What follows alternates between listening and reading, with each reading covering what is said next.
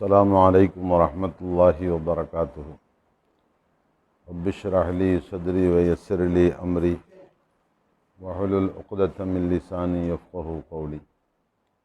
الحمد لله رب العالمين، الصلاة والسلام على سيد المرسلين وعلى آله وصحبه أجمعين. أما بعد، فقد قال الله سبحانه وتعالى في القرآن العظيم والفرقان المجيد: لعن الذين كفروا من بني إسرائيل على لسان داود وعيسى بن مريم ذلك بما عصوا وكانوا يعتدون.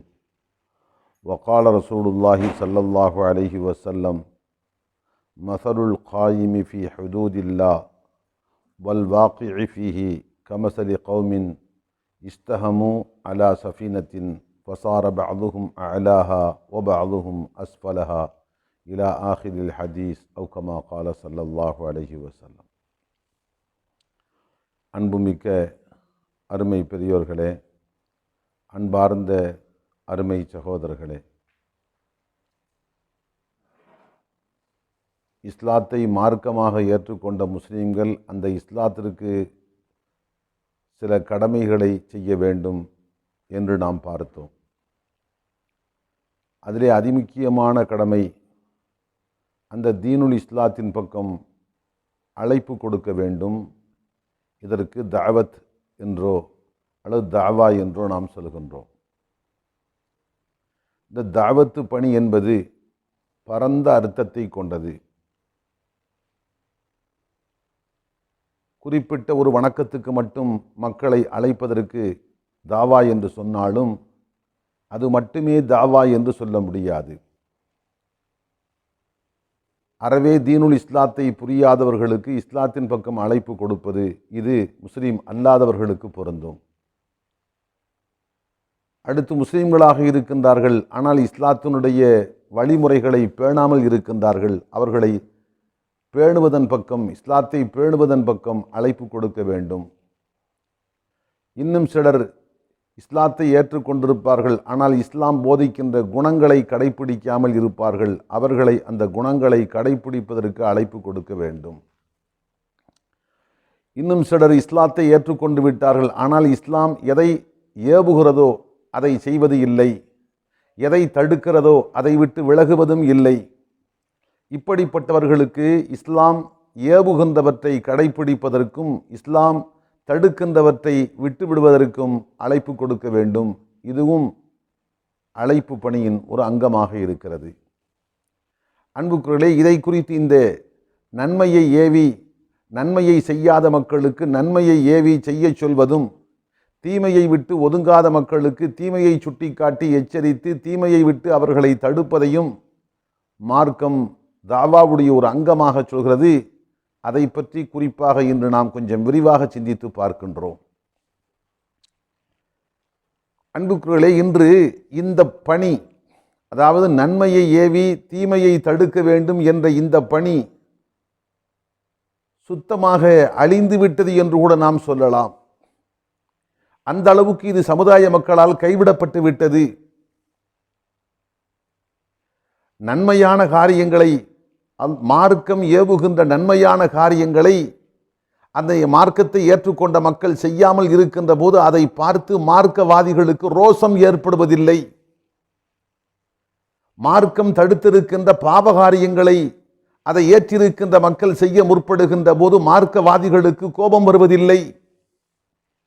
மார்க்கத்தில் எத்தனை பெரிய கடமை விடுபட்டாலும் சரி, மார்க்கத்தின் பார்வையில் எத்தனை கொடிய பாவம் நிகழ்ந்தாலும் சரி, அதை ஒரு பொருட்டாக மதிக்கக்கூடிய நிலை இன்று இல்லை. ஆனால் உலக ரீதியான முறையில் உலகத்தில் ஒரு பாதிப்பை ஏற்படுத்துகின்ற ஒரு காரியம் நடந்துவிட்டது என்று சொன்னால் கொந்தளிக்கின்றார்கள், குமுறுகின்றார்கள், உணர்ச்சியை வெளிப்படுத்துகின்றார்கள்.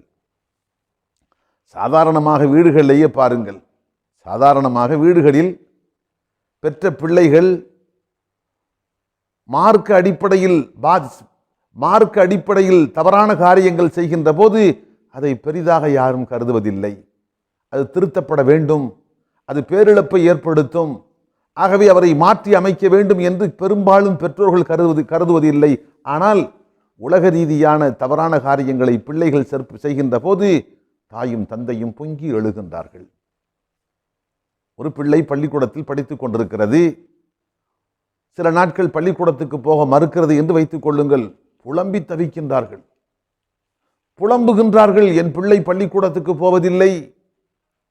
அல்லது பக்கத்து ஊரிலே படித்துக் கொண்டிருக்கின்ற பிள்ளை அழைத்து செல்லுகின்ற வாகனம் வந்தபோது காலதாமதம் காரணமாக வாகனத்தில் செல்ல முடியவில்லை என்று வைத்துக் கொள்ளுங்கள். வாகனம் சென்று விட்டது. இங்கே பார்த்தால் தாயும் தந்தையும் பரபரக்கின்றார்கள். வாகனம் போய்விட்டதே, என் பிள்ளையை கொண்டு போய் அந்த பள்ளிக்கூடத்தில் சேர்க்க வேண்டுமே. ஆட்டோ பிடிப்போமா, பக்கத்து வீட்டாரிடத்தில் சொல்லி இருசக்கர வாகனத்தில் ஏற்றி விடுவோமா, அல்லது வேறு ஏதாவது ஒரு ரூபத்தில் அவரை கொண்டு போய் பள்ளிக்கூடத்தில் சேர்க்க வேண்டுமே. பரீட்சை நடைபெறுகின்ற போது பரீட்சையில் சரியான மதிப்பெண் பெறவில்லை என்று சொன்னால் தாயும் தந்தையும் பதைக்கின்றார்கள். ஆனால் அதே பிள்ளை அறவே குர்ஆன் ஓதத் தெரியாது என்று வைத்துக் கொள்ளுங்கள். அதை பற்றி எந்த கவலையும் இல்லை. அல்லாஹ்வையும் ரசூலையும் குர்ஆனையும் கற்றுத்தருகின்ற மதரசாக்களுக்கு மக்தபுகளுக்கு அவர்கள் அறவே செல்வதில்லை என்று வைத்துக் கொள்ளுங்கள். அதை பற்றி எந்த கவலையும் இல்லை. மகனுக்கு வயது பருவத்தை கடந்து விட்ட வயது 15ஐ தாண்டி விட்டான். மகளும் பருவத்தை வந்து அடைந்து விட்டால் அதற்கு பின்பும் அவர்கள் ஐவேளை தொழுகையை முறையாக தொழுவது இல்லை. ரமலானுடைய நோன்பில் பொறுப்பற்றவர்களாக நடந்து கொள்கிறார்கள். ஆனால் தாய்க்கு எந்த கவலையும் இல்லை, தந்தைக்கு எந்த அக்கறையும் இல்லை. மார்க்கத்தின் கடமைகள் தவறவிடப்படுகின்ற போது, மார்க்கத்தால் தடுக்கப்பட்ட பாவங்களை துணிந்து அவர்கள் செய்ய முற்படுகின்ற போது தாயும் தந்தைக்கும் எந்த விதமான சலனமும் ஏற்படுவதில்லை, அவர்களுக்கு பதைப்பு ஏற்படுவதில்லை. ஆனால் உலக ரீதியான ஒரு காரியத்தை செய்து விட்டார்கள் என்று சொன்னால் கடுமையான முறையில் தங்களுடைய உணர்வுகளை வெளிப்படுத்துகின்றார்கள். அன்புக்களே, சரியாக இவர்கள் புரிந்திருந்தால், எப்படி நமது வாழ்க்கை உலக வாழ்க்கையை பொறுத்த மட்டும் 60க்கும் 70க்கும் இடைப்பட்ட ஒரு காலம்தான். இந்த 60க்கும் 70க்கும் இடைப்பட்ட இந்த காலத்தை வளப்படுத்துவதற்காகத்தான் நாம் பிள்ளைகளை பள்ளிக்கூடத்தில் படிக்க வைக்கின்றோம். இந்த படிப்பை கொண்டு அவன் சம்பாதிக்கலாம். இந்த உலக வாழ்க்கையை தன்மானத்தோடு அடுத்தவரிடத்தில் கையேந்தாமல் சுயமரியாதையோடு அவன் சம்பாதிப்பதற்குண்டான படிப்புத்தான் இந்த உலகத்தில் நாம் இவர்கள் படிக்கின்ற படிப்பு. இந்த 60-70 ஆண்டு கால வாழ்க்கையில் பொருளாதாரத்தில் தன்னிறைவோடு மகன் வாழ வேண்டும், செழிப்பாக வாழ வேண்டும் என்பதற்காக அவனை படிக்க வைக்கின்ற போது அந்த படிப்பில் குறை செய்து விட்டான் என்று சொன்னால் பெற்றோர்கள் பொங்கி எழுகின்றார்கள். ஆனால் உங்களுடைய பிள்ளைகள் ஓதுவதும் தொழுவதும் நோன்பு நோற்பதும் மார்க்கம் ஏவி இருக்கின்ற கடமைகளை காரியங்களை செய்வதும் மார்க்கம் தடுத்திருக்கின்ற ஹராமான பாவங்களை விட்டும் எச்சரிக்கையாக ஒதுங்குவதும் நிரந்தரமான வாழ்க்கைக்கு தேவையானவை. நிரந்தரமான வாழ்க்கையின் செழிப்பு, நிரந்தரமான வாழ்க்கையின் வெற்றி, நிரந்தரமான வாழ்க்கையின் தோல்வியில் இருந்து பாதுகாப்பதற்கு தேவையானது. இந்த 60-70 ஆண்டுகால வாழ்க்கையினுடைய முக்கியத்துவத்தை, அதற்காக இவ்வளவு முக்கியத்துவம் கொடுக்கின்ற நாம் நிரந்தரமான வாழ்க்கையின் முக்கியத்துவத்தை உணராமல், அதனுடைய மகத்துவத்தை உணராமல் பிள்ளைகள் விஷயத்தில் பாராமுகமாக இருக்கின்றோம். அன்புக்குரியவர்களே, சில பிள்ளைகள் ஜமாத்தை விடுகின்றார்கள். குடும்பத்திலே பட்ட சிலர்கள் புறம் பேசுகின்றார்கள். சிலர் சொந்த பந்த உறவுகளை முறித்துக் கொள்கின்றார்கள். சிலர் இந்த பூமியிலே அநியாயம் செய்கின்றார்கள், அக்கிரமம் புரிகின்றார்கள். இன்னும் சிலர் அடுத்தவருடைய உரிமைகளை பறிக்கின்றார்கள். இன்னும் சிலர் பக்கத்து வீட்டாருடைய சொத்துக்களை அபகரிக்கின்றார்கள். மானக்கேடான காரியங்களில் ஈடுபடுகின்றார்கள், வட்டி வாங்குகின்றார்கள். விபச்சாரம் பரவலாக காணப்படுகிறது. இவற்றையெல்லாம் பார்த்துவிட்டு யாரும் அதிகமாக தன்னுடைய உணர்வுகளை வெளிப்படுத்துவதில்லை. அன்புக்களே, இதற்கெல்லாம் காரணம் தீனுல் இஸ்லாத்திற்கு நாம் செய்ய வேண்டிய கடமைகளில் இது ஒன்று என்பதை அவர்கள் சரியாக புரிந்து கொள்ளவில்லை. ஆம், நன்மையை ஏவுவதும் தீமையை தடுப்பதும் இஸ்லாத்தை மார்க்கமாக ஏற்றுக்கொண்ட மக்கள் மீது அடிப்படையான ஒரு கடமையாக இருக்கிறது. இந்த கடமையை செய்ய வேண்டிய கட்டாயம் என்ன? இங்கேதான் நாம் முக்கியமாக கவனிக்க வேண்டும். பலர் கருதி கொள்கிறார்கள், நன்மையை ஏவி தீமையை தடுத்தால் நன்மை உண்டு, அதை செய்யவில்லை என்றால் அதனால் அந்த நன்மை கிடைக்காது, அவ்வளவுதானே, அதனால் பெரிய பாதிப்பு ஒன்றுமில்லையே என்று கருதுகின்றார்கள். அன்புக்களே, இங்கே கருத வேண்டும், அல்லாஹுவின் திருத்தூதர் ஸல்லல்லாஹு அலைஹி வஸல்லம் சொல்லித் தருகின்றார்கள், மார்க்கத்தை பேணுகின்ற மக்கள், மார்க்கத்தை தன் வாழ்க்கையில் முழுமையாக கடைபிடிக்கின்ற மக்கள், மார்க்கத்தை பேணாத, மார்க்கத்தை கடைபிடிக்காத, மார்க்கத்திற்கு எதிரான காரியங்களில் ஈடுபடுகின்ற அவர்களை பார்க்கின்ற போது அவர்களை சரியான வழியில் கொண்டு வர வேண்டும் என்று முயற்சி எடுக்க வேண்டும். அவர்களுக்கு நன்மையை சொல்லி ஏவ வேண்டும், தீமையை சுட்டிக்காட்டி தடுக்க வேண்டும். அப்படி செய்யவில்லை என்று சொன்னால் அதனால் ஏற்படுகின்ற பாதிப்பு என்ன தெரியுமா? அதற்கு அல்லாஹுவின் திருத்தூதர் ஸல்லல்லாஹு அலைஹி வஸல்லம் அருமையான ஒரு உதாரணத்தை சொன்னார்கள். எப்படி? ஒரு சமுதாயம், ஒரு 100 பேர் கொண்ட ஒரு குழு என்று வைத்துக் கொள்ளுங்கள். ஒரு சமுதாயம் ஒரு கப்பலிலே கடல் பிரயாணத்தை மேற்கொள்கிறது. அப்படி கடல் பிரயாணத்தை மேற்கொள்கின்ற போது கூட்டம் அதிகமாக இருப்பதால் கப்பலிலே 2 தளங்கள் இருந்தன.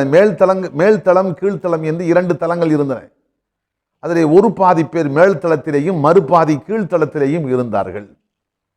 கீழ்த்தளத்தில் இருக்கின்ற மக்களுக்கு தண்ணீர் தேவை ஏற்படுகின்ற போது மேல்தளத்தில் இருக்கின்ற மக்களிடத்தில் கடந்து வந்து அங்கே வாளியையும் கயிறையும் போட்டு கடலில் இருந்து தண்ணீரை எடுத்து தேவைக்கு பயன்படுத்துவார்கள்.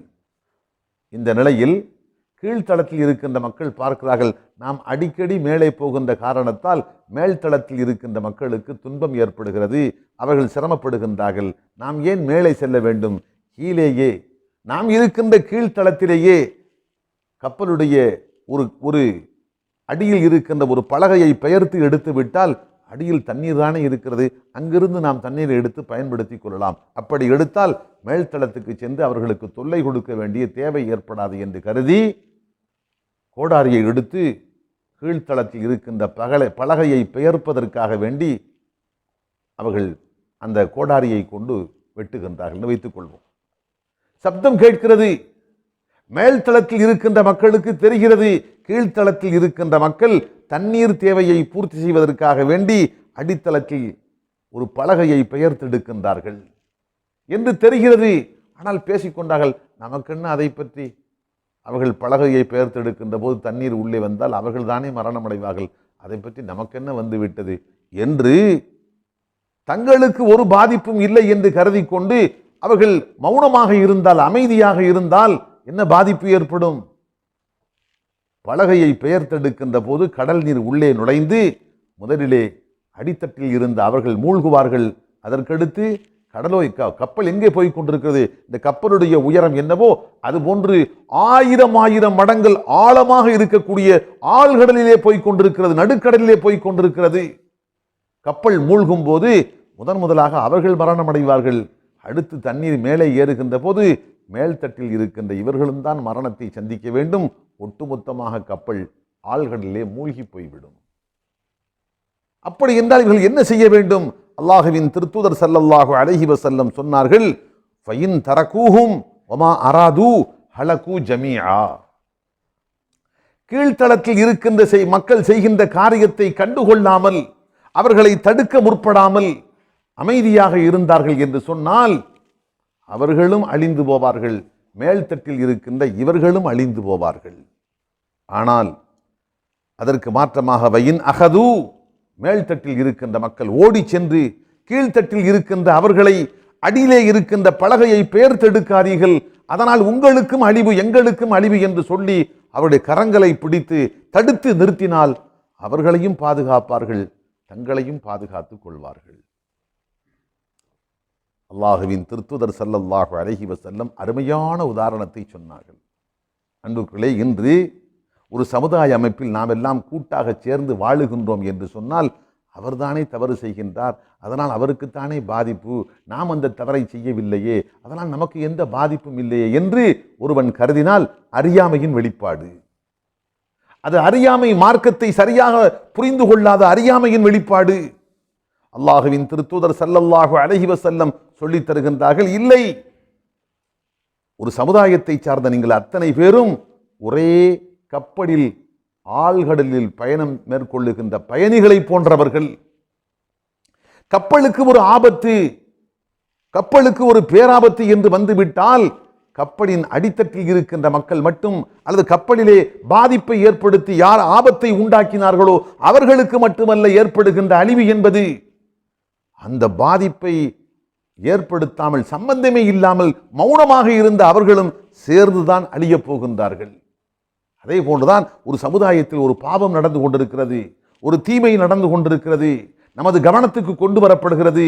இப்படி ஊரிலே சில பெண்கள் தவறான முறையில் பாவத்தில் ஈடுபட்டிருக்கின்றார்கள். சில ஆண்கள் இப்படி தவறு செய்து கொண்டிருக்கிறார்கள். சில வாலிபர்கள் சில போதைப் பொருள்களுக்கு அடிமையாகி கொண்டிருக்கிறார்கள். இங்கே மதுபானம் பரிமாறப்படுகிறது. இப்படி சமூக விரோத காரியங்கள் சமுதாயத்தில் ஆங்காங்கே நடந்து கொண்டிருக்கிறது என்பதை கேள்விப்படுகின்ற போது நமக்கு என்ன கவலை? நாம் தூய்மையாக இருக்கிறோம், நாம் பரிசுத்தமாக இருக்கிறோம்.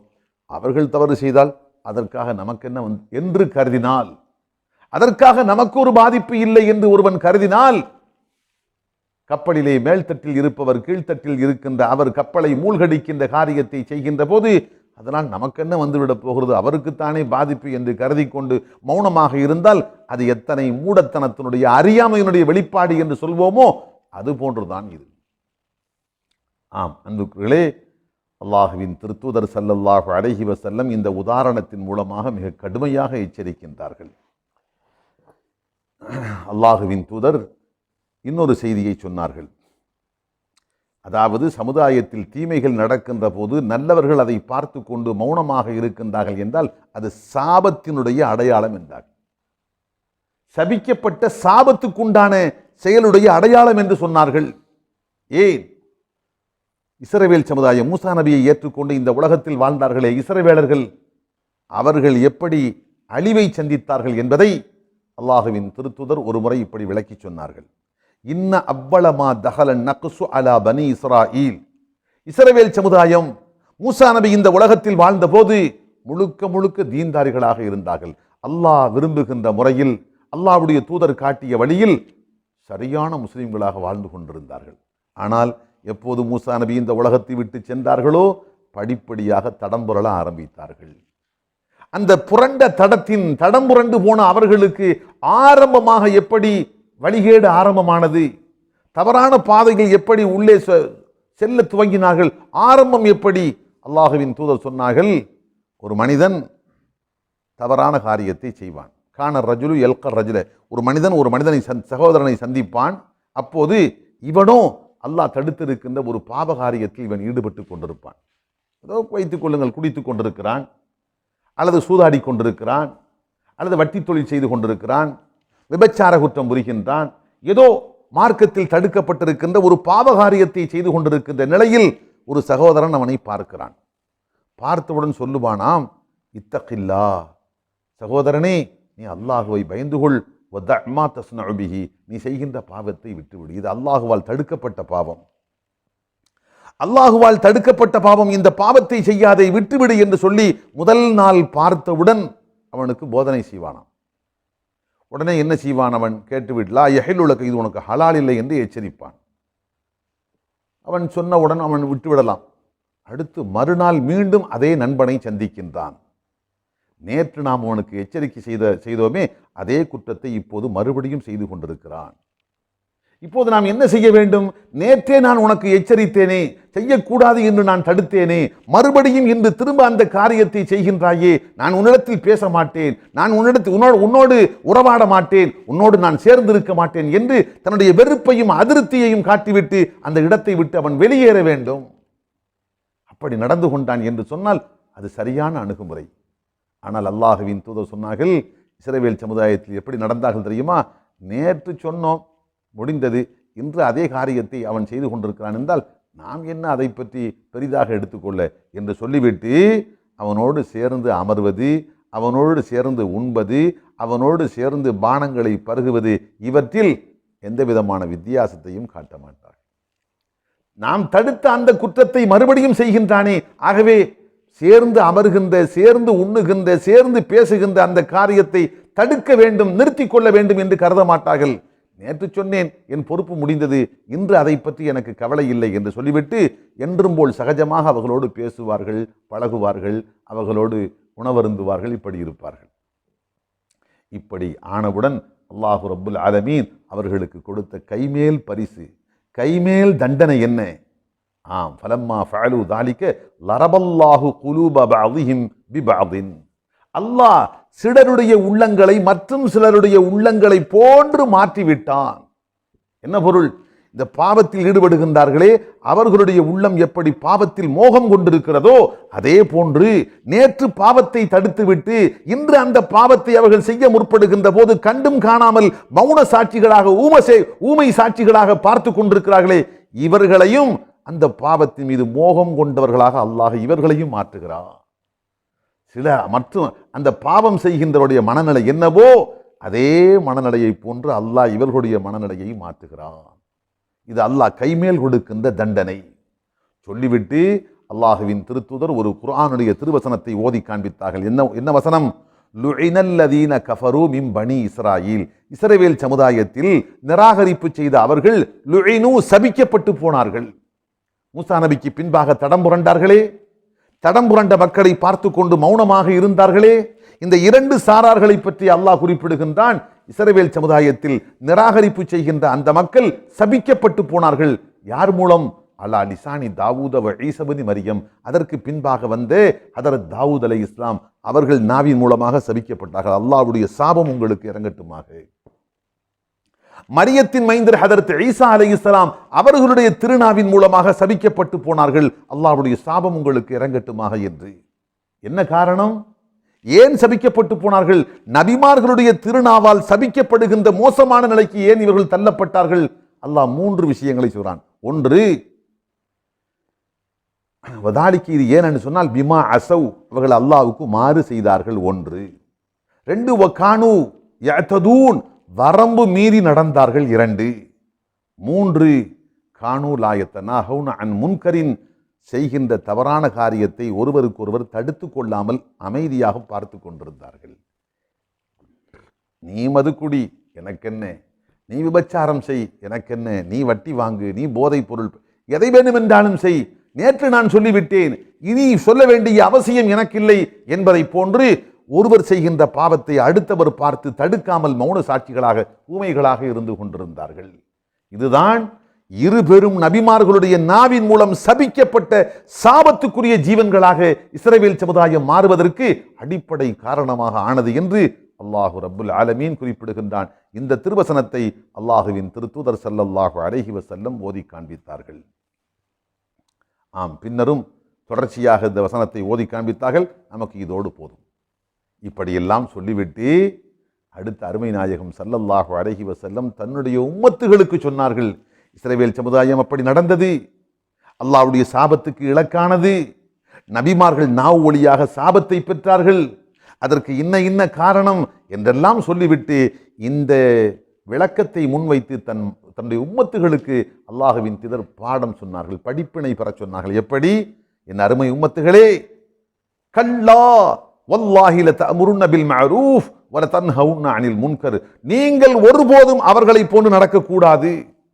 ஒரு நாள் குற்றத்தை, நண்பன் செய்கின்ற குற்றத்தை பார்த்தேன், செய்யாதே, இது ஹலால் இல்லை, அல்லாஹுவை பயந்து கொள் என்று எச்சரித்தேன். முடிந்தது, மறுநாள் அந்த குற்றத்தை செய்து கொண்டிருந்தால் அது அவனுக்கும் அல்லாஹ்வுக்கும் சம்பந்தப்பட்டது, எனக்கு அதை பற்றி பிரச்சனை இல்லை என்று போகின்ற அந்த போக்கு ஒருபோதும் உங்களிடத்தில் வரக்கூடாது. அப்படி என்றால் பெருமானார் என்ன சொன்னார்கள்? லதஅமுருன பில் மஅரூஃப், நலவை திரும்ப திரும்ப திரும்ப ஏவிக்கொண்டே இருங்கள். வலதன்ஹவுன அனில் முன்கர், தீமையை திரும்ப திரும்ப திரும்ப தடுத்துக் கொண்டே இருங்கள். கேட்கவில்லையா? வாய் வார்த்தையை கேட்டுவிட்டு திருத்திக் கொள்ளவில்லையா? வலதஅஹுதுன்ன அலா யதில் ஸாலிமி, அநியாயக்காரனுடைய கரத்தை பிடித்து வலுக்கட்டாயமாக நிறுத்துங்கள், பலவந்தமாக நிறுத்துங்கள். இந்த காரியத்தை நீ செய்யக்கூடாது, உன்னை விடமாட்டேன் என்று அவனுடைய கரத்தை பிடித்து நிர்பந்தமாக அவனை தடுத்து நிறுத்துங்கள். அது மட்டுமல்ல, பாவத்தில் ஈடுபட்ட கரங்களை நிறுத்திவிட்டால் மட்டும் போதாது, அடுத்து சொன்னார்கள், அவனுடைய கரத்தை சத்தியத்தில் கொண்டு போய் இருத்தி வையுங்கள். நீ இதைத்தான் செய்ய வேண்டும். அநியாயத்தை விட்டுவிடு, நீதத்துக்கு வா, அசத்தியத்தை விட்டுவிடு, சத்தியத்துக்கு திரும்பு என்று சத்திய பாதையில் கொண்டு போய் அசத்தியத்தில் ஈடுபட்டிருந்த அவனுடைய கரங்களை வலுக்கட்டாயமாக பிடித்து கொண்டு வந்து சத்தியத்தில் நிலைத்திருக்கும்படியாக அழுத்தி வைப்பாயாக. அல்லாஹு அக்பர்! எத்தனை அழுத்தமான வார்த்தை, எவ்வளவு அழுத்தமான வார்த்தை! தன் உம்மத்துகள், அந்த முந்திய சமுதாயம் சாபத்துக்கு ஆளானதை போன்று அதே போன்ற சாபத்துக்கு என் உம்மத்துகள் ஆளாகிவிடக் கூடாது என்ற எச்சரிக்கை உணர்வின் வெளிப்பாடு. என் உம்மத்துகளே, அவர்களை போன்று நீங்கள் நடந்து விடாதீர்கள்.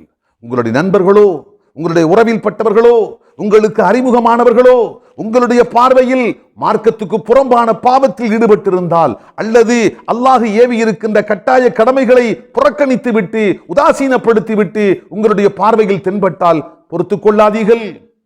ஒரு முறை மட்டும் அதை சுட்டி காட்டிவிட்டு அடுத்து மௌனமாக இருந்து விடாதீர்கள்.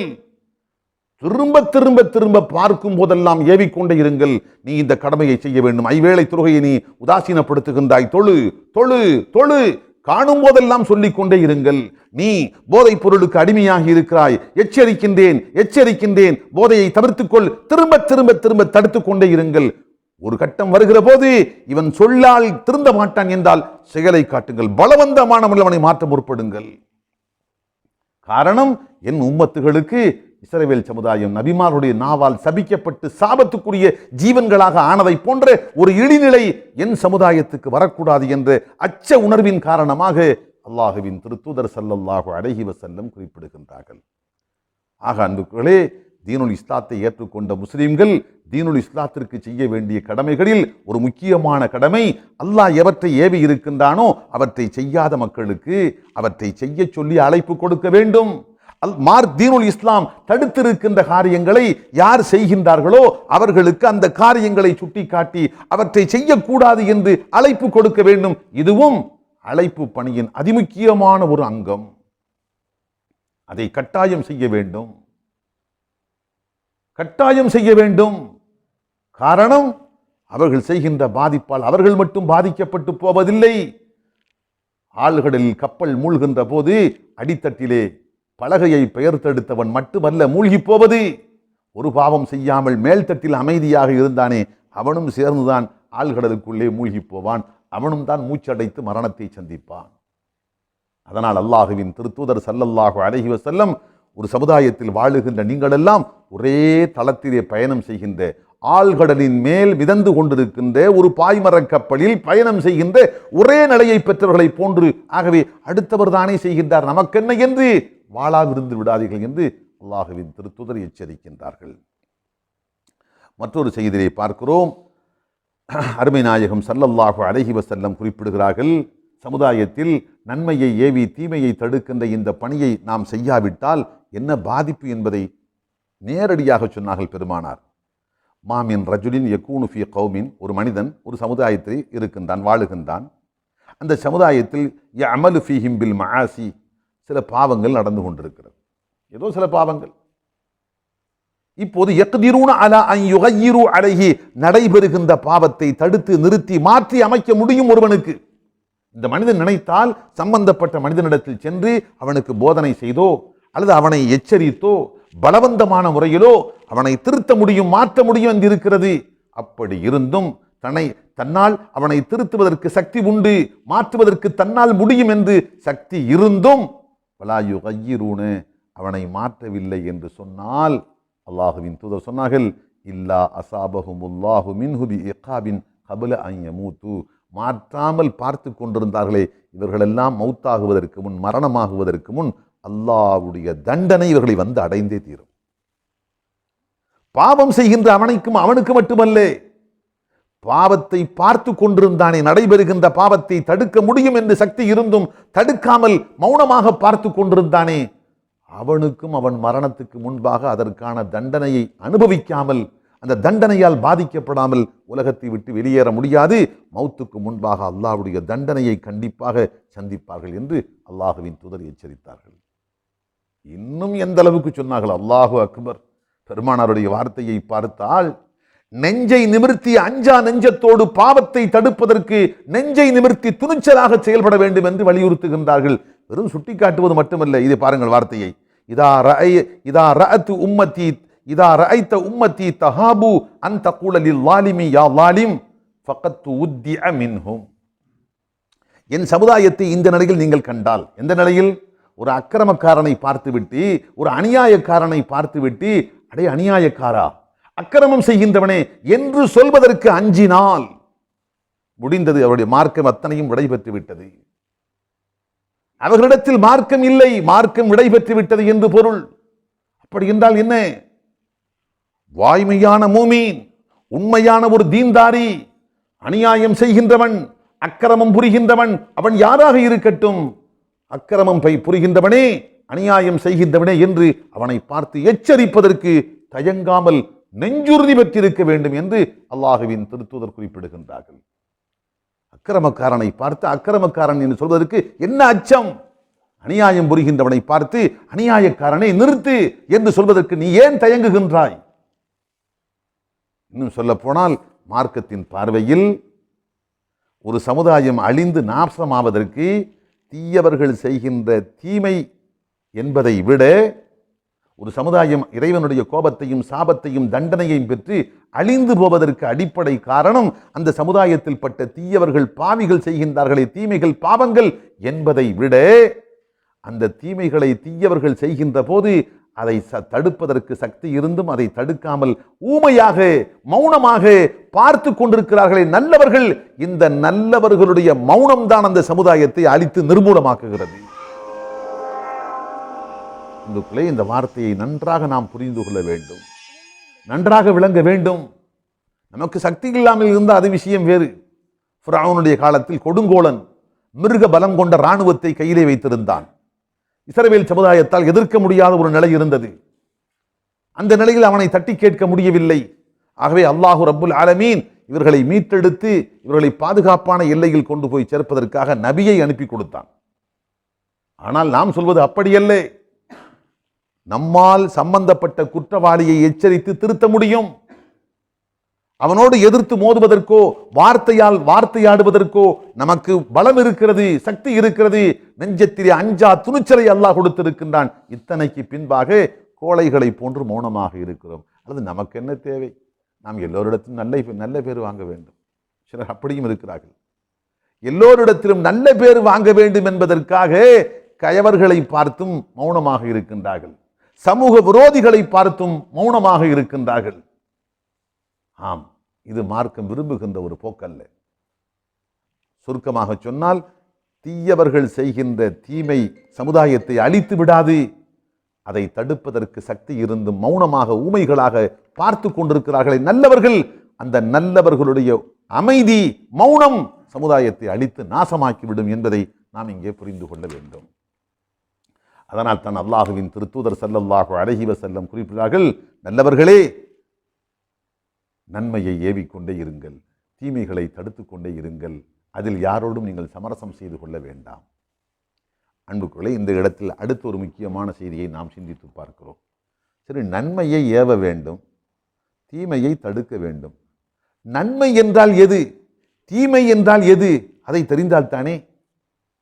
நன்மை எது தீமை எது என்று தெரியாமல் இருந்தால் இவனுடைய அறிவீனத்தின் காரணமாக சிலபோது நன்மையை தீமை என்று கருதி கொண்டு தடுக்க முற்படலாம். சிலபோது தீமையை நன்மை என்று கருதி கொண்டு ஆதரிக்க முற்படலாம், அதற்கு ஆதரவு தெரிவிக்க முற்படலாம். ஆகவே சரியான முறையில் நன்மை எது தீமை எது என்பதற்கு அவனுக்கு விளக்கம் தெரிய வேண்டுமே. அதுக்கு என்ன விளக்கம்? அன்புக்களே, இங்கே தெளிவாக புரிந்து கொள்ளுங்கள். நன்மை என்று சொன்னால் ஏவப்பட வேண்டிய நன்மைக்கு அளவுகோல் என்ன, உரைகள் என்ன? அல்லாஹுவை சந்தோஷப்படுத்தி அல்லாஹு திருப்தி கொள்ளுகின்ற எல்லா செயலும் எல்லா சொல்லும் நன்மையான காரியம். அது அல்லாஹுக்கு செய்கின்ற நலவாக இருக்கட்டும், அடியார்களுக்கு செய்கின்ற உபகாரமாக இருக்கட்டும். உதாரணமாக நீங்கள் என்ன செய்தீர்கள்? அல்ஹம்துலில்லாஹ் என்று சொன்னீர்கள். இது யாருக்கு செய்வது? ஏதோ அல்லாஹ் உங்களுக்கு நன்மை செய்து ஏதோ ஒரு உபகாரம் செய்தான், ஒரு நிஅமத் அருட்கொடை செய்தான், அதற்கு அல்ஹம்துலில்லாஹ், நல்ல தாய் தந்தை அல்லாஹ் எனக்கு கொடுத்தான், அல்ஹம்துலில்லாஹ். இந்த சமுதாயத்தில் யார் யாருக்கோ எப்படிப்பட்ட தாய் தகப்பறையோ கொடுத்து விட்டு என் தாய் என்று சொல்வதற்கு வெட்கப்படுகின்றார்கள் சிலர். இவர் என் தந்தை என்று சொல்வதற்கு தலை குனிகின்றார்கள். அப்படிப்பட்ட காலையில் அல்லாஹ் நமக்கு இவர்தான் என் தந்தை, இவர்தான் என் தாய் என்று பெருமையாக சொல்லுகின்ற அளவுக்கு கண்ணியமான தாயையும் தந்தையும் அல்லாஹ் எனக்கு கொடுத்தானே, அல்ஹம்துலில்லாஹ் என்று சொன்னார் என்று வைத்துக் கொள்ளுங்கள். இந்த அல்ஹம்துலில்லாஹ் அல்லாஹ்வுக்கு பிடித்தமான வார்த்தையா, வெறுப்பான வார்த்தையா? அல்லாஹ் திருப்தி கொள்வானா? அல்லாஹ் அதிருப்தி கொள்வானா? அல்லாஹ் சந்தோஷத்தோடு திருப்தி கொள்வான். ஏன்? அல்லாஹுவே சொல்கின்றான், எப்படி? லயின் ஷக்கர்த்தும் ல அஸீதன்னக்கும், நான் கொடுத்த ஒரு நிஅமத் அருட்கொடைக்காக நீங்கள் நன்றி செலுத்தினால் அதை நான் அந்த நிஅமத்தை மேலும் மேலும் பெருக்கி தருவேன், மேலும் மேலும் பெருக்கி தருவேன். ஆரோக்கியத்தை அல்லாஹ் கொடுத்தான், அல்ஹம்துலில்லாஹ். ஊரும் உலகமும் நோய்வாய்ப்பட்டு அவதிப்படுகின்ற போது அல்லாஹ் என்னையும் என் குடும்பத்தையும் ஆரோக்கியத்தோடு பாதுகாக்கின்றான், அல்ஹம்துலில்லாஹ், அந்த அல்லாஹ்வுக்கே எல்லா புகழும் என்று ஆரோக்கியத்திற்காக நாம் அல்லாஹ்வுக்கு ஷுக்ரு நன்றி செலுத்தினால் அல்லாஹ் மேலும் மேலும் இந்த ஆரோக்கியத்தை பெருக்கி தருவான்.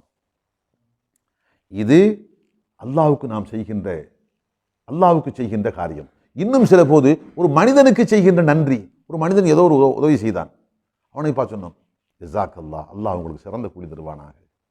இந்த நேரத்தில் யாருமே எனக்கு உதவ வரவில்லை, ஆனால் நீங்கள் வந்து இந்த அகால நேரத்தில் எனக்கு பேருதவி செய்து விட்டு போகிறீர்கள், அல்ஹம்துலில்லாஹ், அல்லாஹ் உங்களுக்கு சிறந்த கூலியை தருவானாக என்று நன்றி செலுத்தினோம். இது அல்லாஹ்வுக்கு பிடித்தமான, அல்லாஹ் பொருந்தி கொள்ளுகின்ற ஒன்றா, அல்லாஹ் அதிருப்தியோடு வெறுக்கின்ற ஒன்றா? இது அல்லாஹ் பொருந்தி கொள்ளுகின்ற ஒன்று. ஆம், இப்படி அல்லாஹ்வுக்கு பிடித்தமான காரியத்தை செய்தாலும் சரி, அடியார்களுக்கு உகப்பான காரியத்தை செய்தாலும் சரி, எப்படியோ அல்லாஹ் அதை பொருந்தி கொள்வான், அல்லாஹ் அதை ஏற்றுக்கொள்வான் என்று இருந்தால் அவை அத்தனையும் நல்ல காரியம். இந்த நல்ல காரியத்தை எல்லாம் அடுத்தவரிடத்தில் இல்லை என்று சொன்னால் நாம் சுட்டிக்காட்டி ஏவ வேண்டும், சொல்ல வேண்டும். அவர் உனக்கு உபகாரம் செய்தார், நன்றி சொல். அல்லாஹ் உனக்கு இத்தனை பாக்கியங்களை கொடுத்திருக்கிறான், அல்லாஹ்வுக்கு நன்றி செலுத்து. அந்த ரப்புக்கு நீ நாள்தோறும் ஐவேளை தொழுகையின் மூலமாக நன்றி செலுத்து. இப்படியாக நாம் நல்லவை என்பதற்கு அடையாளம் எவற்றையெல்லாம் அல்லாஹ் பிரியத்தோடு பொருந்தி கொள்வானோ அவையெல்லாம் நன்மை. அது அல்லாஹ்வுக்கு செய்கின்ற வணக்கமாக இருக்கட்டும், அடியார்களுக்கு செய்கின்ற உபகாரமாக இருக்கட்டும், அவற்றையெல்லாம் சமுதாயத்தில் வளர்த்தெடுக்க வேண்டும். அவற்றையெல்லாம் சமுதாய மக்களிடத்தில் ஏவிக்கொண்டே இருக்க வேண்டும். அடுத்து, தீமை என்றால் அளவுகோல் என்ன? அதுக்கு வரையறை இலக்கணம். தீமை என்று சொன்னால் அல்லாஹ் வெறுக்கின்ற, அதிருப்திப்படுகின்ற அத்தனையும், அது அல்லாஹ்வுக்கு செய்கின்ற பாவமாக இருக்கட்டும், அடியார்களுக்கு செய்கின்ற அநியாயம், துரோகமாக இருக்கட்டும், இது அத்தனையும் தீமைகள் என்ற வார்த்தைக்குள் வருகிறது. உதாரணமாக, அல்லாஹ் கொடுத்த ஒரு நியாமத்துக்கு நன்றி கெட்டதனமாக நடக்கிறான் ஒருவன். நன்றி கெட்டதனமாக அல்லாஹ் ஏதோ ஒன்று கொடுத்தான், நல்ல ஒரு அறிவை கொடுத்தான், திறமையை கொடுத்தான். என்ன செய்ய வேண்டும்? அந்த அறிவை கொண்டு, திறமையை கொண்டு, செல்வாக்கை கொண்டு 4 ஏழைகளுக்கு உபகாரம் செய்ய வேண்டும், 4 அப்பாவிகளுக்கு உதவி செய்ய வேண்டும். ஆனால் இவனோ கொடுத்திருக்கின்ற அந்த நியாமத்தை கொண்டு அடாவடித்தனமான முறையில், அராஜகமான முறையில் செயல்படுகிறான். இது அல்லாஹ்வுக்கு செய்கின்ற துரோகம், நன்றி கெட்டதனம். அடுத்து, சக மனிதனுக்கு செய்கின்ற துரோகம். ஒரு மனிதன் ஒரு காலத்தில் நமக்கு ரொம்ப பேருதவியாக இருந்தான், அதே மனிதன் முதுமை பருவத்துக்கு வந்து விட்டான், இப்போது நாம் நல்ல நிலைக்கு வந்து விட்டோம், ஆனால் அவனிடத்தில் நன்றி கெட்டதனமாக நாம் நடந்து கொள்கிறோம். யார் ஒரு காலத்தில் நமக்கு உபகாரம் செய்தானோ அவனுக்கு இப்போது திருப்பி கொண்டு பன்மடங்காக நாம் நன்மை செய்ய வேண்டும். அதை விட்டு அவனுக்கு துரோகம் செய்கின்றான், அவனுக்கு அநியாயம் செய்கின்றான். இது மனிதனுக்கு செய்கின்ற துரோகம். ஆக இது ரெண்டுமே அல்லாஹ்வுக்கு செய்கின்ற துரோகமாக இருக்கட்டும், சக மனிதனுக்கு செய்கின்ற துரோகமாக இருக்கட்டும், அல்லாஹ் வெறுப்புற்று எதற்கு அதிருப்தி கொள்வானோ அப்படிப்பட்ட அத்தனையும் பாவம். இப்படிப்பட்ட பாவங்களை நாம் தடுத்து கொண்டே இருக்க வேண்டும். இதுதான் பாவத்தினுடைய, நன்மை திண்மையினுடைய அளவுகோல், உரைகள். அன்றுக்குள்ளே இங்கே ஒரு விஷயத்தை நாம் அழுத்தமாக சொல்ல வேண்டிய தேவை இருக்கிறது. அழுத்தமாக சொல்ல வேண்டிய தேவை என்னது? நம்முடைய நடைமுறையை வைத்து ஒரு நன்மையா தீமையா என்பதை தீர்மானிக்க கூடாது. காரணம், நமது நடைமுறை நம்முடைய அறிவை அடிப்படையாக கொண்டு தீர்மானிக்கிறது. ஒருவருடைய அறிவு ஒரு விஷயத்தை நல்லது என்று சொல்லும், அது அல்லாஹ் ரசூல் தடுத்த பாவமாக கூட இருக்கலாம், மார்க்கத்துக்கு புறம்பானதாக கூட இருக்கலாம். ஒரு சாராருடைய அறிவு ஒரு காரியத்தை தீயது என்று சொல்லலாம், ஆனால் அது மார்க்கம் ஏவி இருக்கின்ற, மார்க்கம் நன்மை தருகின்ற காரியம் என்று மார்க்கத்தால் அடையாளப்படுத்தப்பட்டிருக்கலாம். அப்ப நம்மளுடைய அறிவை கொண்டு நன்மை எது தீமை எது என்று நாம் தீர்மானிக்க கூடாது. ஷரியத்து மார்க்கத்தினுடைய கண்ணாடியை போட்டுக்கொண்டு மார்க்கம் எதை நன்மை என்று சொன்னது அதுதான் நல்லது, அதுதான் நன்மை. மார்க்கம் எதை தீமை என்று சொன்னது அதுதான் தீமை. என் சமகாலத்தில் வாழுகின்ற மக்கள் எல்லாம், என் குடும்பத்தார் எல்லாம், என் சமுதாயம் எல்லாம், என் ஊர் மக்கள் எல்லாம் சேர்ந்து இது நல்லது என்று கருதி கொண்டிருக்கிறார்கள், ஆகவே நல்லது, அது இங்கே ஏற்றுக்கொள்ளப்பட மாட்டாது. அந்த அடிப்படையில் பார்த்தால் 2-3 தினங்களுக்கு முன்பாக நாம் பார்த்தோமே, சிலர் என்ன 1000 நியாயம் கற்பிக்கின்றார்கள் பெண்ணுக்கு வீடு கொடுப்பதை. சுப்ஹானல்லாஹ், அன்பளிப்பாக கொடுக்கிறோம், உலமாக்கள் கொடுத்தார்கள், அவர்கள் கொடுத்தார்கள், இவர்கள் செஞ்சார்கள், பாவமாக இருந்தால் செய்திருப்பார், என்னென்னவோ நியாயம் கற்பிக்கின்றார்கள். ஒரு சாதாரண அடிப்படை விஷயம். மார்க்கம் சொல்கிறது, ஒரு ஆண்மகன் மனைவியை கைபிடித்து மனைவியாக ஏற்றதற்கு பின் அவள் வாழ்நாள் முழுவதும் அவளுக்கு பசியில்லாமல் உண்ண கொடுப்பது, அவளுக்கு நிர்மாணம் இல்லாமல் உடுத்துக் கொடுப்பது, அவளுக்கு தங்கும் இடம் அளிப்பது, அவள் நோய்வாய்ப்பட்டால் மருத்துவம் செய்வது கணவன் மீது கடமை என்று மார்க்கம் ஒரு சாதாரண விஷயம். இது மார்க்கம் சொல்லுகின்ற நன்மை என்று எடுத்துக்கொள்ளாமல் வேதாந்தம் பேசுகிறார்கள். தன்னுடைய சொந்த அறிவை கொண்டு அவர் அப்படி போய்விட்டால் மாமனாரை சேர்த்து வைத்துக் கொள்வார், மருமகளை சேர்த்து வைத்துக் கொள்வார், அங்கே போனால் கஷ்டப்படுவார், இங்கே வந்தால் கஷ்டப்படுவார். என்ன இது மார்க்கத்தின் பார்வை? மார்க்கத்தினுடைய அந்த கண் பார்வையை கொண்டு நீங்கள் பார்க்க எத்தனித்தால் நிச்சயமாக இது மார்க்க வழிமுறைக்கு முரணானது. அன்பளிப்பு என்பது கூடும் மார்க்கத்தில். திருமணத்துக்காக ஏன் அன்பளிப்பு செய்தே தீர வேண்டும் என்று கட்டாயப்படுத்துகின்றீர்கள்? அப்படி சில இடங்கள் கட்டாயப்படுத்துகின்றார்களா இல்லையா? அந்த அளவுக்கு வந்து விட்டது இன்று. மணமகன் வீட்டார் மணமகளுக்கு ஹிபத்து எழுதி வையுங்கள், அப்போதுதான் நான் திருமணம் செய்வேன், இல்லை என்றால் இல்லை. இது என்ன ஹிபத்து? இது என்ன அன்பளிப்பு? கட்டாயப்படுத்திய அன்பளிப்பு வாங்குவது. அன்பளிப்பு என்பது எந்த நிர்பந்தமும் இல்லாமல், எந்த கட்டாயமும் இல்லாமல் தானாக சுயமாக முன் வந்து தன்னெழுச்சியாக ஒரு காரியத்தை செய்ய வேண்டும். அதுவல்லவா அன்பளிப்பு, ஹிபத்து என்பது. இவர் கட்டாயப்படுத்தி இல்லை என்றால் நான் திருமணம் செய்ய மாட்டேன் என்று ஒரு நிர்பந்தத்தை முன்வைத்து அதற்கடுத்து வேறு வழி இல்லாமல் இந்த மணமகன் தவறி போய்விடுவார், இந்த மணமகன் கிடைக்காமல் போய்விடுவார், நல்ல மணமகன் அல்லவா என்று அவர்கள் கருதி பரவாயில்லை, சிரமங்கள் இருந்தாலும் பரவாயில்லை, பொறுத்துக் கொள்வோம் என்று சிரமங்களை எல்லாம் பொறுத்து கொண்டு ஹிபத்து எழுதுகிறார்கள். இந்த ஹிபத்து என்ன ஹிபத்து? இது என்ன அன்பளிப்பு? கட்டாயப்படுத்தி நிர்பந்தப்படுத்தி எழுதி வாங்குகின்ற இந்த அன்பளிப்பா? அன்புகளே, மார்க்கத்தின் கண்ணாடியை போட்டுக்கொண்டு நாம் பார்க்க நன்மை எது? மார்க்கம் நன்மை என்று சொன்னது நன்மை. மார்க்கம் தீமை என்று எதை சொன்னது அதுதான் தீமை. உங்களுடைய சொந்த அறிவை கொண்டு, உங்கள் குடும்பத்து பழக்கத்தை கொண்டு, உங்கள் சமகாலத்து பழக்கங்களை கொண்டு, ஒரு சமுதாயத்தினுடைய பழக்கத்தை அடிப்படையாக கொண்டு நன்மை தீமைகள் தீர்மானிக்க கூடாது.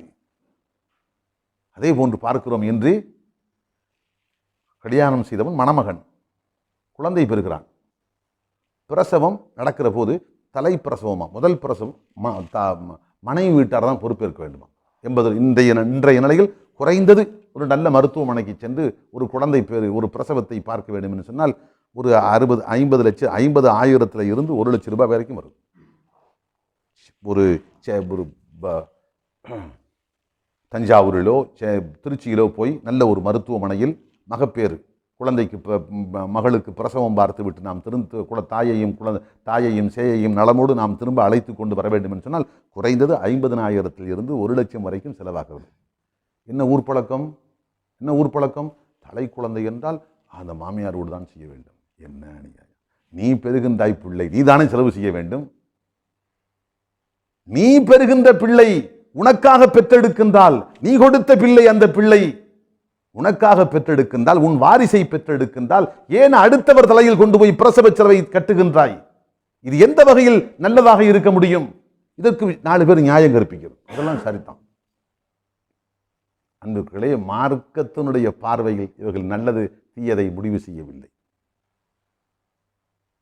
அதே போன்று இன்னும் தாண்டி பார்த்தால் இன்னும் சில விஷயங்கள் எல்லாம் இருக்கிறது. இப்படி தலைப்பிரசவத்தை பெண் வீட்டார் தான் பார்க்க வேண்டும் என்று சொல்வதை போன்று சில ஊர்களில், இங்கே இருக்கிறதா என்று தெரியவில்லை, சில ஊர்களில் முதலாக பிறந்த குழந்தைக்கு நகை நட்டுக்கள் செய்து ஆபரணங்கள் செய்து போட வேண்டிய கடமையும் பெண் வீட்டை சார்ந்தது. இது என்ன வெட்கங்கெட்ட காரியம்? இதை எப்படி நியாயம் என்று சொல்ல முடியும்? உனது பிள்ளைக்கு, நீ பெற்றெடுத்த பிள்ளைக்கு, உனது எதிர்கால வாரிசுக்கு நீ செய்து போடு, யார் வேண்டாம் என்று சொன்னது? ஆம், இப்படி வீடு அன்பளிப்பு என்று கட்டாயப்படுத்தி வாங்குவது, அதே போன்று தலைப்பிரசவத்துக்கு உண்டான செலவை கொண்டு அவர்கள் தலையிலே கட்டுவது, பிள்ளைகளுக்கு நகை போட வேண்டும் என்று சொல்வது, இப்படி பல விஷயம் கேட்டால் எங்கள் ஊர் பழக்கம், அதனால பல சேஃப்டி, எங்கள் பிள்ளைக்கு ரொம்ப பாதுகாப்பு இருக்கிறது என்றெல்லாம் சால்ஜாப்பை பேசுவது, நியாயம் கற்பிப்பது.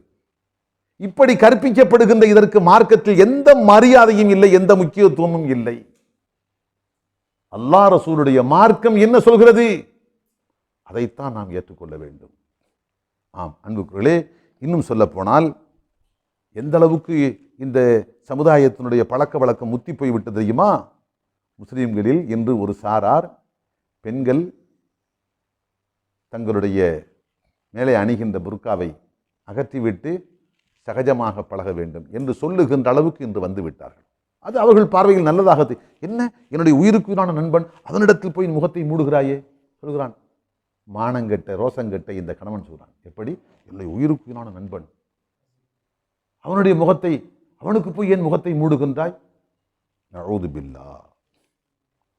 இன்னும் சிலரை பார்த்தால், நான் இல்லாவிட்டால் என்ன, எனக்கு நெருக்கமான நண்பன் அல்லவா, அவனை அழைத்து வீட்டிலே உட்கார வைத்து அவனுக்கு நீ அவனை உண்பதற்கோ அல்லது தேநீர் அருந்துவதற்கோ நீ ஏற்பாடு செய்திருக்க வேண்டாமா என்று மனைவியின் மீது கோபத்தை காட்டுகின்றான்.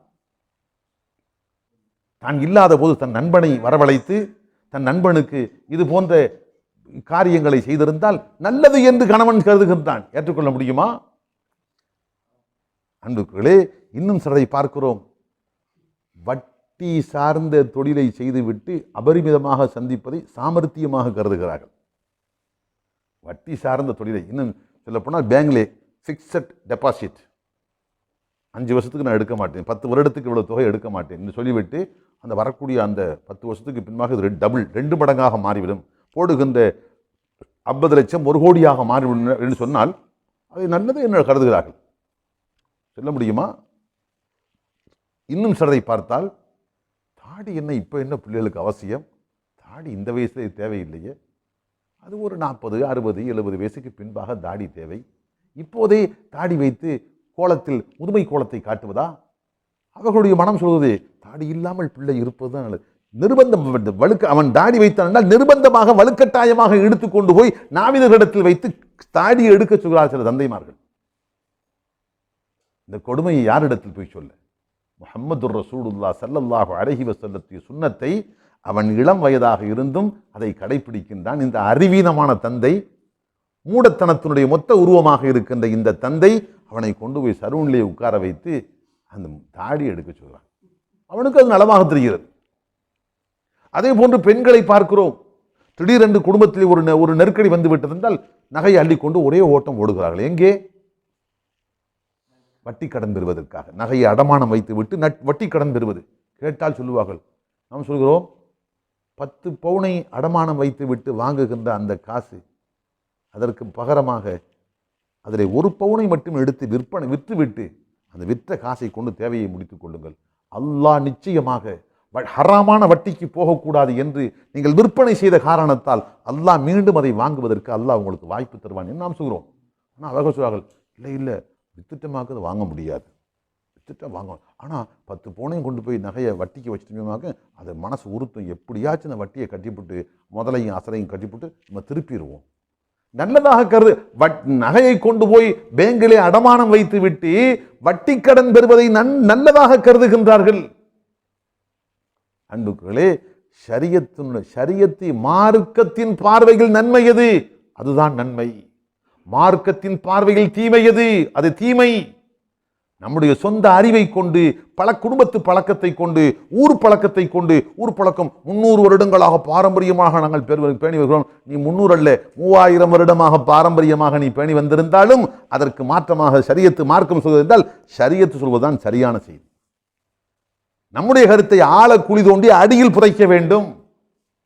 நாம் பாரம்பரியமாக 3000 ஆண்டுகளாக பாரம்பரியமாக கடைபிடித்து வருகின்ற அவற்றை ஆழக்குழி தோண்டி அடியிலே புதைக்க வேண்டும். ஷரியத்து என்ன சொல்கிறதோ அதைத்தான் நாம் ஏற்றுக்கொள்ள வேண்டும். இதுதான் ஒரு வாய்மையான மூமியினுடைய உணர்வாக இருக்க வேண்டும், போக்காக இருக்க வேண்டும். ஆம் அன்புகளே, அல்லாஹு ரப்புல் ஆலமீன் சொல்கின்ற வார்த்தையை பாருங்கள். குல், நபியை இந்த மக்களிடத்தில் கேளுங்கள், ஹல் நுனப்பிஉக்கும் பில் அக்ஸரீன அமாலா, செயல்களால் நஷ்டம் போன மக்களை உங்களுக்கு சொல்லித் தரட்டுமா? தங்களுடைய செயல்களால் நஷ்டமடைந்து விட்ட மக்களை சொல்லித் தரட்டுமா? யார் தெரியுமா? அல்லதீன ضل سعيهم في الحياة الدنيا, உலக வாழ்க்கையில் அவர்கள் முயற்சியெல்லாம் அழிந்து நாசமாகிவிட்டது. ஆனால் அவர்களோ யஹ்சபூன கருதி கொள்வார்கள், அன்னஹும் யுஹ்சினூன சுன்ஆ, தாங்கள் தான் சிறந்த முறையில் செயலாற்றுகின்ற பெருமக்கள் என்று தங்களை பற்றி கற்பனையிலே மிதந்து கொண்டிருக்கிறார்கள். கற்பனை வானிலே சிறகடித்து பறக்கின்றார்கள். யதார்த்தத்தை அல்லாஹ் கூறான், செயலால் நஷ்டமடைந்து விட்டான் அவன்.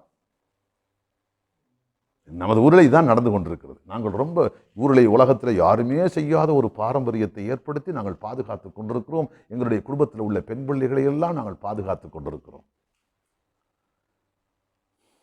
அன்புக்குரியவர்களே, இன்னொரு இடத்துல அல்லாஹ் குர்ஆனிலே குறிப்பிடுகின்றான், அஃபமன் ஸுய்யின லஹு ஸூஉ அமலிஹி ஃபரஆஹு ஹஸனா. அந்த மனிதன் யார்?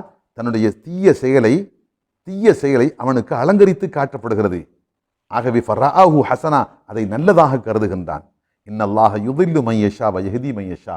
அல்லாஹ் தான் நாடுகின்றவர்களுக்கு நேர்வழி காட்டுகின்றான், தான் நாடுகின்றவர்களை வழிகேட்டில் விட்டு விடுகின்றான். அவனுடைய மனம் தீய செயலை நல்ல செயல் என்று கவர்ச்சிப்படுத்தி காட்டுகிறது, பளபளப்பாக அவனை கவர்ச்சிப்படுத்தி காட்டுகிறது. அதுவோ யதார்த்தத்தில் தீய செயல், ஆனால் அவனுக்கு அது கவர்ச்சி, அந்த பளபளப்பு நல்ல காரியம் என்று கருத வைக்கிறது. மற்றொரு இடத்தில் அல்லாஹ் ரொம்ப கடுமையான வார்த்தையை பயன்படுத்துகின்றான், ரொம்ப கடுமை. அஃபரஐத்த நபியே, நீங்கள் பார்த்ததுண்டா, மனித்தகத இலாஹு ஹவா, தன் மனோ இச்சையை கடவுளாக ஆக்கி கொண்டு விட்டானே, அவனை நீங்கள் பார்த்தது உண்டா? என்ன பொருள்? என் மனம் எதை விரும்புகிறது அதை நான் செய்வேன், என் மனம் எதை வெறுக்கிறது அதை நான் விட்டு விடுவேன். ஒரு உண்மையான மூமியினுடைய வாயில் இருந்து என்ன வர வேண்டும்? ஒரு உண்மையான மூமியினுடைய வாயில் இருந்து என்ன வர வேண்டும்? என் ரப்பு எதை பிரியப்படுகின்றானோ அதை நான் செய்வேன், அது எனக்கு வெறுப்பாக இருந்தாலும் செய்வேன். என் ரப்பு எதை வெறுக்கின்றானோ அதை நான் விட்டு விடுவேன், அது எனக்கு பிரியமாக இருந்தாலும் சரி என்று வரவேண்டிய ஒரு மனிதனுடைய வாயில் வரவேண்டிய வார்த்தை எப்படி வருகிறது? எனக்கு பிரியமாக இருந்தால் செய்வேன், அது அல்லாஹ் வெறுத்தாலும் சரி செய்வேன். எனக்கு வெறுப்பாக இருக்கின்ற ஒன்றை நான் விட்டு விடுவேன், அது அல்லாஹ்வுக்கு விருப்பமாக இருந்தாலும் சரி. நஊது பில்லாஹ். யாரை கொண்டு வந்து வைக்க வேண்டிய இடத்தில் எதை கொண்டு வந்து வைக்கிறான்? அல்லாஹுவை கொண்டு வந்து, அல்லாஹ்வுடைய வெறுப்புத்தான் எனக்கு முக்கியம் என்று சொல்ல வேண்டிய இடத்தில் அல்லாஹ்வுடைய வெறுப்பு எனக்கு முக்கியம் அல்ல, என் மனம் எதை விரும்புகிறது வெறுக்கிறது, என் மன வெறுப்புகளை பேணி நடந்து என் மனத்தை திருப்திப்படுத்துவதுதான் எனக்கு முக்கியம் என்று அல்லாஹுவை கொண்டு வந்து வைக்க வேண்டிய இடத்தில் தன் மனத்தை கொண்டு வந்து வைக்கிறான். இவனை பார்த்தான் அல்லாஹ் கேட்கிறான், தன் மனோ இச்சையை கடவுளாக எடுத்துக்கொண்டானே நபியே, அவனை நீங்கள் பார்த்தது உண்டா? அல்லல்லாஹு அலா இல்மின், அறிவு ஞானம் இருப்பதோடு அல்லாஹ் அவனை வழிகட விட்டு விட்டான். வஹத்தம அலா சம்இஹி வகல்பிஹி, அவனுடைய செவிகள் மீதும் உள்ளத்தின் மீதும் அல்லாஹ் முத்திரை பதித்து விட்டான். வஜஅல அலா பஸரிஹி கிஷாவா, அவனுடைய பார்வையின் மீது அல்லாஹ் சத்தியத்தை பார்க்க முடியாத அளவுக்கு திரைகளை தொங்கவிட்டு விட்டான். ஃபமன் யஹ்திஹி மின் பஅதில்லாஹ், அல்லாஹ் தொங்கவிட்டதற்கு பின்பாக அவனுக்கு யார் வழிகாட்ட முடியும்? அல்லாஹ் முத்திரை பதித்ததற்கு பின்பாக அவனுக்கு யார் சத்தியத்தின் பக்கம் வழிகாட்ட முடியும்? அஃபலா ததக்கரூன், சிந்தித்து பார்க்க மாட்டார்களா, சிந்தித்து பார்க்க மாட்டீர்களா என்றெல்லாம் அல்லாஹ் கேட்கின்றான். ஆக அன்புகளே, சமுதாயத்தில் இருக்கக்கூடிய பழக்க வழக்கங்களை முற்றாக துறக்க வேண்டும் என்று சொல்ல வரவில்லை. சமுதாயத்தின் பழக்க வழக்கங்களை எடுத்து ஷரியத்தினுடைய போதனையோடு ஒப்பிட்டு பாருங்கள். ஷரியத்து இந்த பழக்க வழக்கத்தை அனுமதிக்கிறதா? தாராளமாக எடுத்துக்கொள்ளுங்கள். ஷரியத்து இந்த பழக்க வழக்கத்துக்கு எதிராக இருக்கிறதா? அது எத்தனை நூற்றாண்டுகள் பாரம்பரியமாக இருந்தாலும் சரி, குழி தோண்டி புதைத்து விட்டு மார்க்கம் சொல்லுகின்ற அந்த வழிமுறையை எடுத்துக்கொள்ள வேண்டும். இதுதான் ஒரு மூமின் செய்ய வேண்டிய சரியான வழிமுறையாக இருக்கிறது. ஆக அன்புக்குள்ளே, நன்மையை ஏவி தீமையை தடுத்து தீனுல் இஸ்லாத்தின் பக்கம் மக்களுக்கு அழைப்பு கொடுக்கின்ற இந்த பணி நம் மீது கட்டாயமாக விதிக்கப்பட்ட பணியாக இருக்கிறது. காரணம், அதை செய்வதற்கு சக்தி இருந்தும் செய்யாமல் நாம் பின்வாங்கினால் செய்கின்ற பாவத்துக்கு, பாவிகளுக்கு என்ன தண்டனை வருமோ அந்த தண்டனைக்கு அதை பார்த்து கொண்டு மௌனமாக இருந்த நாமும் அந்த தண்டனைக்கு ஆளாக வேண்டிய நிலை ஏற்படும் என்பதை அல்லாஹுவின் திருத்தூதர் ஸல்லல்லாஹு அலைஹி வஸல்லம் குறிப்பிடுகிறார்கள். இன்ஷா அல்லாஹ் இதனுடைய தொடர்ச்சியை நாளைய தினம் நாம் தெரிந்து கொள்வோம். அல்லாஹு ரப்புல் ஆலமீன் நாம் கேட்ட வார்த்தைகளை நெஞ்சத்தில் பதிய செய்து வாழ்க்கையில் கடைபிடித்து ஈருலகத்திலும் வெற்றி பெறுகின்ற நல்லவர்களாக ஆக்கி அருள்வானாக. ஆமீன் ஆமீன் யா ரப்பல் ஆலமீன். வல்ஹம்துலில்லாஹி ரப்பில் ஆலமீன். சுப்ஹானக அல்லாஹும்ம வ பிஹம்திக அஷ்ஹது அன் லா இலாஹா இல்லா அன்த அஸ்தக்ஃபிருக வ அத்தூபு இலைக். சுப்ஹான ரப்பிக ரப்பில் இஸ்ஸத்தி அம்மா யசிஃபூன் வ ஸலாமுன் அலல் முர்ஸலீன் வல்ஹம்துலில்லாஹி ரப்பில் ஆலமீன்.